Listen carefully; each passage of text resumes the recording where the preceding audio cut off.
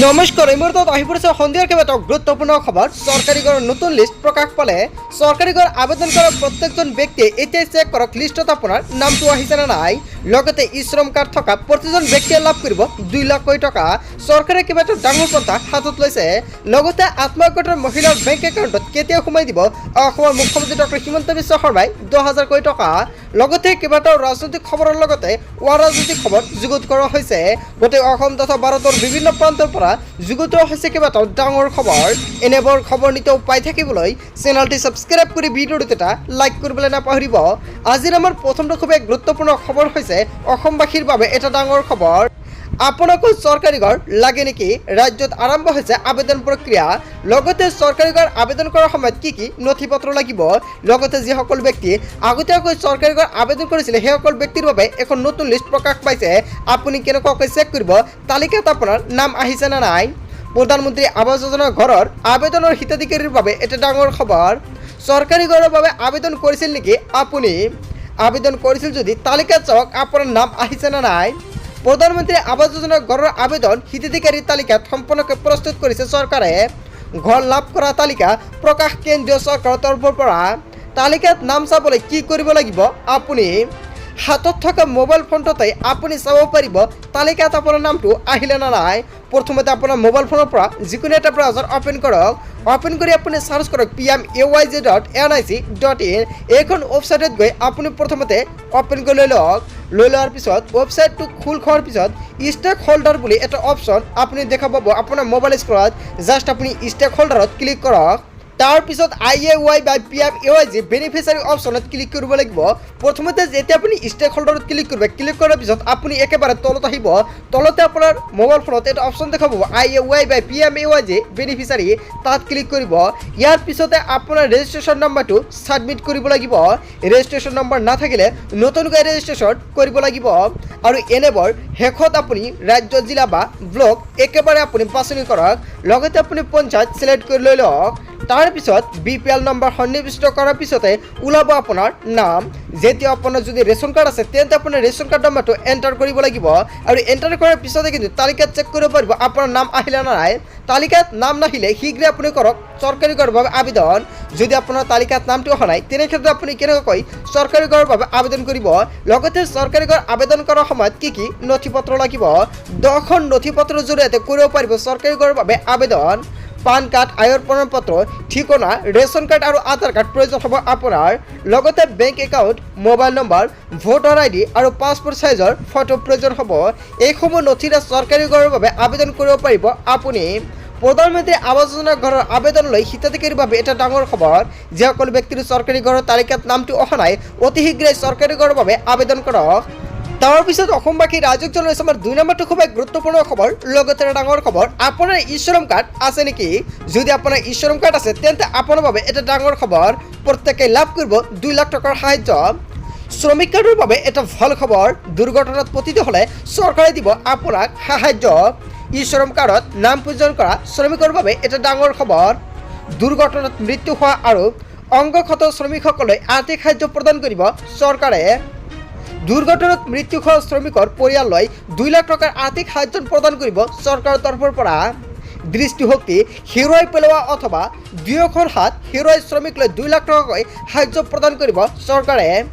শৰীৰৰ কোনো অংগ ব্যৱহাৰ অযোগ্য হৈ পৰা অংগক্ষত শ্ৰমিকলৈ চৰকাৰে প্ৰদান কৰিব 2 লাখ টকা। দুৰ্ঘটনাত এখন ভৰি বা এটা চকু হেৰুওৱা শ্ৰমিকলৈ এই 1 লাখ টকাৰ আৰ্থিক সাহায্য প্ৰদান কৰিব। শ্ৰমিক কল্যাণ বিভাগৰ তৰফৰ পৰা কৰা হৈছে এই ডাঙৰ ঘোষণা। ই শ্ৰম কাৰ্ডত পঞ্জীকৃত শ্ৰমিকসকলৰ বাবে এটা ভাল খবৰ, কিয়নো প্ৰত্যেকজন হিতাধিকাৰী লাভ কৰিব এই সুবিধা। আপোনাৰ ই শ্ৰম কাৰ্ড আছে নে নাই? যদি আপোনাৰ ই শ্ৰম কাৰ্ড এতিয়ালৈকে পোৱা নাই অতি শীঘ্ৰে আপুনি ই শ্ৰম কাৰ্ডটো বনাই লওক, কিয়নো চৰকাৰে আপোনাৰ সুবিধাৰ বাবে কিবা এটা ডাঙৰ পন্থা হাতত লৈছে। লগতে চৰকাৰে আহিবলগীয়া এখন নতুন আপডেট প্ৰদান কৰিছে। প্ৰত্যেকজন হিতাধিকাৰীক 3,000 টকা প্ৰদান কৰিব। যদি আপোনাৰ ই শ্ৰম কাৰ্ড আছে তেনে ক্ষেত্ৰত কিন্তু আপুনি 3,000 টকা লাভ কৰিব। প্ৰত্যেক মাহতে পেঞ্চন হিচাপে লাভ কৰিব। প্ৰথমতে কিন্তু 40 বছৰ আগতে প্ৰত্যেকজন হিতাধিকাৰীৰে প্ৰত্যেক মাহতে কিবা এটা টকা জমা ৰাখিব লাগিব। আৰু তাৰপিছত যেতিয়া পৰা 60 বছৰ সম্পূৰ্ণ হ'ব, সম্পূৰ্ণ হোৱাৰ পিছত প্ৰত্যেক মাহতে আপুনি 3,000 টকা লাভ কৰিব পেঞ্চন হিচাপে। তাৰপিছত অসমবাসী ৰাজ্যক জনাইছোঁ আমাৰ 3 নম্বৰটো খুবেই গুৰুত্বপূৰ্ণ খবৰ, লগতে ডাঙৰ খবৰ। Big breaking news. 1912/1575 নম্বৰত আপুনি যোগাযোগ কৰক। বিদ্যুৎ বিল বেছি আহিছে নেকি আপোনাৰ? যদি বিদ্যুৎ বিল বেছি আহিছে তেনে ক্ষেত্ৰত নিশ্চয় কমেণ্ট কৰি জনাব। লগতে বিদ্যুৎ বিল বেছি আহিলে এতিয়া আপুনি যোগাযোগ কৰক এই দুটা নম্বৰত। বৰ্ধিত বিদ্যুৎ বিভাগ লৈ আহি পৰিছে এটা ডাঙৰ খবৰ। বিল অধিক আহিলে দিয়ক আপুনি অভিযোগ। বিদ্যুৎ বিভাগৰ কাৰ্যালয়ত গৈ পৰীক্ষা কৰক আপোনাৰ বিদ্যুৎ বিল। অভিযোগ দিয়াৰ বাবে মুকলি কৰা হৈছে দুটাকৈ ফোন নম্বৰ। অভিযোগ দিয়াৰ বাবে মুকলি কৰা হৈছে দুটাকৈ টোল ফ্ৰী নম্বৰ আৰু ফোন নম্বৰ দুটা হৈছে 1912 অথবা আনটো নম্বৰ হৈছে 7575999966 নম্বৰ। এই দুটা নম্বৰে আপুনি অভিযোগ দিব পাৰিব। আপোনাৰ ঘৰত বিদ্যুৎ কানেকশ্যন আছে নেকি? যদি আছে, আগতকৈ যদি বিদ্যুৎ বিল বেছি আহিছে তেনে ক্ষেত্ৰত এতিয়া আপুনি যোগাযোগ কৰক। তাৰপিছত অসমবাসী ৰাজুক জনাই আমাৰ 4 নম্বৰটো খুব এক গুৰুত্বপূৰ্ণ খবৰ। লগতে ডাঙৰ খবৰ, লাখপতি বাইদেউৰ বাবে এটা ভাল খবৰ। সাজু হৈ পৰিছে চৰকাৰ, শীঘ্ৰে আপোনাৰ বেংক একাউণ্টত সোমাব 10,000 কোটি টকা। লাখপতি বাইদেউৰ বাবে এটা ভাল খবৰ মুকলি আহিছে। শীঘ্ৰে আপোনাৰ একাউণ্টত পোনপটীয়াকৈ সোমাই যাব 10,000 কোটি টকা। লাখপতি বাইদেউৰ আঁচনিত আপোনাৰ তালিকাত নামটো আছে নে নাই? যদি তালিকাত আপোনাৰ নাম আছে তেন্তে আপোনাৰ বাবে এটা ভাল খবৰ। ধন প্ৰদানৰ বাবে চৰকাৰে গঠন কৰিছে ব্যৱস্থা। জনতা ভৱনত বিশেষ বৈঠকত মিলিত হৈছে অসমৰ মুখ্যমন্ত্ৰীগৰাকীয়ে। মুখ্যমন্ত্ৰী মহিলা উদ্যমিতা অভিযানৰ অগ্ৰগতিৰ বুজ ল'লে অসমৰ মুখ্যমন্ত্ৰী ডক্টৰ হিমন্ত বিশ্ব শৰ্মাই। আবেদন পত্ৰ পৰ্টেলত অন্তৰ্ভুক্তকৰণৰ সন্দৰ্ভত বৈঠকত মিলিত হৈছে মুখ্যমন্ত্ৰীগৰাকীয়ে আৰু সকলৰ আবেদন পত্ৰ পৰ্টেলত অন্তৰ্ভুক্ত কৰি আছে চৰকাৰে। যেতিয়া অন্তৰ্ভুক্ত সম্পূৰ্ণ হৈ যাব তেতিয়া আপোনাৰ বেংক একাউণ্টত চৰকাৰে সোমাই দিব 10,000 কোটি টকা। মন্ত্ৰী ৰঞ্জিত কুমাৰ দাস আৰু অন্যান্য বিষয়াসকলৰ সৈতে উপস্থিত হৈ থাকে বৈঠকখনত। আৰু অসমৰ মুখ্যমন্ত্ৰী ডক্টৰ হিমন্ত বিশ্ব শৰ্মাই এনেকুৱাকৈ কেইবাটাও ডাঙৰ কথা হাতত লৈছে। যিসকল ব্যক্তিৰ আত্মসহায়ক লিষ্টত নামটো অন্তৰ্ভুক্ত হৈছে সেইসকল ব্যক্তিয়ে অতি শীঘ্ৰে ডিবিটি লিংক কৰক, কিয়নো চৰকাৰে অতি শীঘ্ৰে আপোনাৰ একাউণ্টলৈ 10,000 কোটি টকা প্ৰদান কৰিব। আৰু তাৰ বাবে আপোনাৰ প্ৰত্যেকজন ব্যক্তিৰে আপোনাৰ বেংক একাউণ্টৰ লগত আধাৰ কাৰ্ড লিংক কৰিব লাগিব। আপোনাৰ যিখন ফৰ্মৰ লগত একাউণ্ট দিছে অকল সেইখন একাউণ্টৰ লগত আধাৰ কাৰ্ড লিংক থাকিব লাগিব, নহ'লে আপুনি নাপাব এই 10,000 কোটি টকা। অসমৰ মুখ্যমন্ত্ৰী ডক্টৰ হিমন্ত বিশ্ব শৰ্মাই অৱশেষত জাননী প্ৰকাশ কৰিছে। তাৰপিছত অসমবাসী ৰাজুক জনাই আমাৰ 6 নম্বৰটো খুবেই গুৰুত্বপূৰ্ণ খবৰ। লগতে ডাঙৰ খবৰ, মুছলমানে কেতিয়াও শৰীয়ত আইনৰ সৈতে আপোচ নকৰে, UCC নামানে মুছলিম সমাজে। মুছলমান সমাজে কেতিয়াও শৰীয়ত আইনৰ সৈতে আপোচ নকৰে বুলি কেইবাটাও ডাঙৰ মন্তব্য কৰিছে। কোনে কিয় মন্তব্য কৰিছে সবিশেষ জানিব পাৰিব। মুছলমান সমাজ কেতিয়াও শৰীয়ত আইনৰ পৰা আঁতৰি নাযায়। UCC জাপি দিয়া চৰকাৰে মুছলমানৰ ওপৰত ষড়যন্ত্ৰ ৰচিছে। UCC লৈ চৰকাৰৰ ওপৰত সৰব হৈ পৰিছে doctor SQR Ilyas. All India Muslim personal law বৰ্ডৰ স্পষ্ট বাৰ্তা, UCC কেতিয়াও গ্ৰহণযোগ্য নহয় বুলি মন্তব্য কৰিছে। কোনো কাৰণতে কোনো পৰিস্থিতিতে মুছলমানে ত্যাগ নকৰে মুছলিম পাৰ্চনেল ল board. All India Muslim personal law বৰ্ডৰ মুখপাত্ৰগৰাকী চৰকাৰলৈ স্পষ্ট বাৰ্তা, ধৰ্মীয় আইন কেতিয়াও সাম্প্ৰদায়িক আইন নহয়। মুছলমানৰ বিৰুদ্ধে মোদী চৰকাৰে ইয়াক সুপৰিকল্পিত ষড়যন্ত্ৰ বুলি আখ্যা দিয়া হৈছে।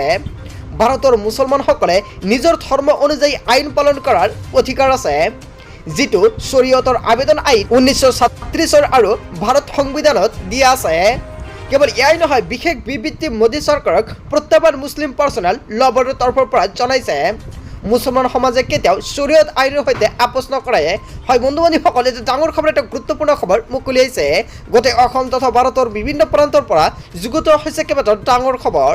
এনেবোৰ খবৰ নিতৌ পাই থাকিবলৈ চেনেলটি ছাবস্ক্ৰাইব কৰি ভিডিঅ'টো এটা লাইক কৰিবলৈ নাপাহৰিব। চ' থেংক ইউ ফৰ ৱাচিং ফুল ভিডিঅ'।